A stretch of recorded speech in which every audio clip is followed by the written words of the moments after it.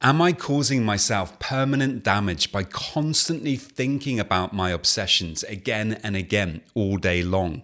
This is something that I was constantly kind of obsessing about when I was really stuck with OCD back in my 20s, when I was spending, most of my time lost in my ruminations, lost in my thoughts, looking for certainty all the time.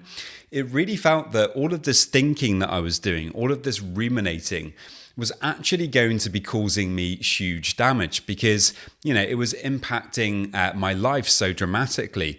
I wasn't able to do things in a way in which I wanted to.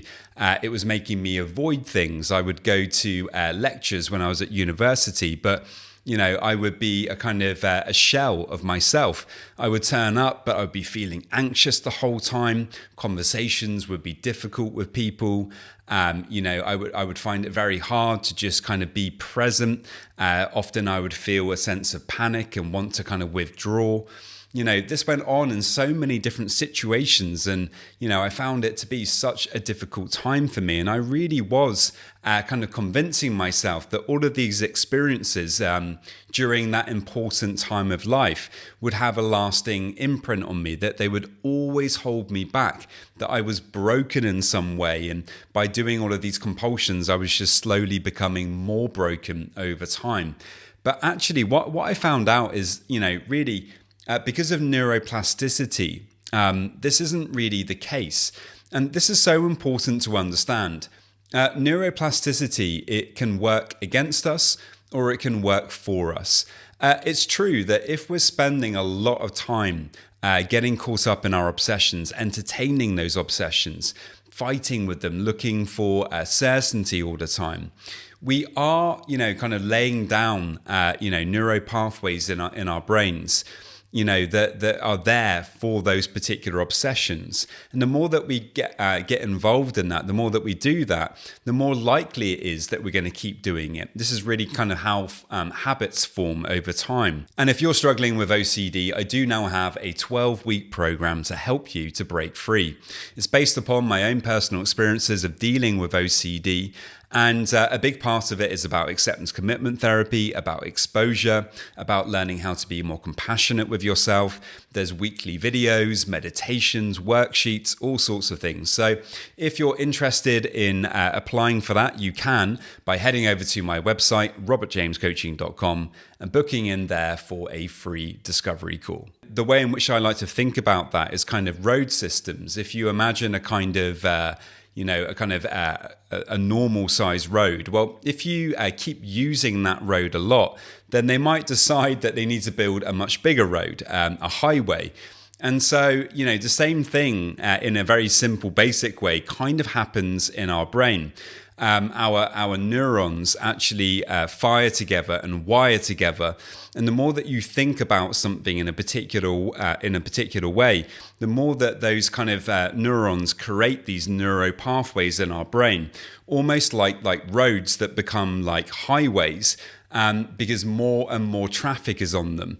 And over time, if we're not careful, we can create these highways, with the obsessive thoughts. And it's very easy then for us to kind of, when we wake up in the morning, for example, to straight away start thinking about those things because we spent so much time the day before thinking about it.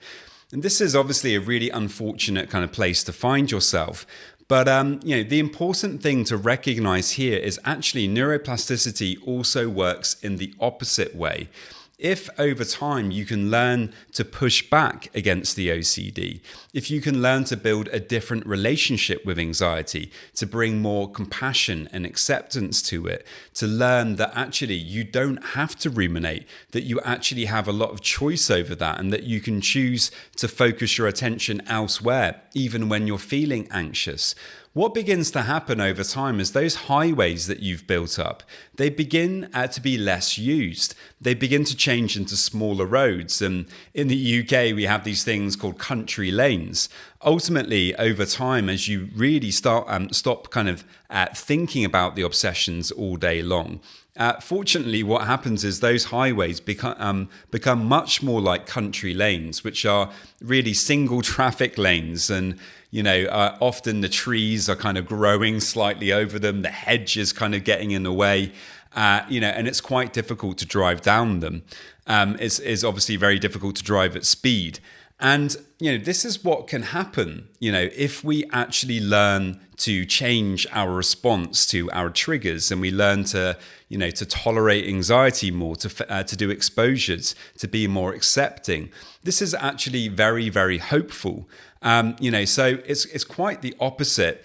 Although, I wouldn't say it's the opposite. Of course, by overthinking, overanalyzing, getting stuck in the trap all the time, we do develop those neural pathways that kind of work against us. But I think the really important thing to understand is actually, once you start learning about how to manage OCD, you can really get it working in your favor. You can get that neuroplasticity working for you. And you can begin to kind of turn things around. And I think that's such a hopeful message. When I really learned about neuroplasticity many years ago, up until that point, I really was very frustrated because I'd read this textbook when I was 19 or something, when I was really struggling with the OCD. And it pretty much said, by the time you're kind of 19, 20, you're kind of set in stone. We don't really change too much after that the brain is fairly static after that time. And that obviously didn't help me at all, because I was already in a very negative place and was really getting caught up in all of that stuff. And, I was kind of persuading myself that I was doing all of this awful, damage that I would never be able to kind of undo. When I found out about neuroplasticity, it really helped me to learn to get into a different place with OCD and anxiety, to be more hopeful and to recognize that things really can change over time. So many thanks, guys. I really hope that you enjoyed that one. Remember, if you're interested in doing one of my programs, you can by heading over to my website at robertjamescoaching.com and booking in there for a free discovery call. Many thanks, and I will see you next time. This video is for education only. It's not therapy or medical advice. If you're struggling, please speak with a licensed mental health professional.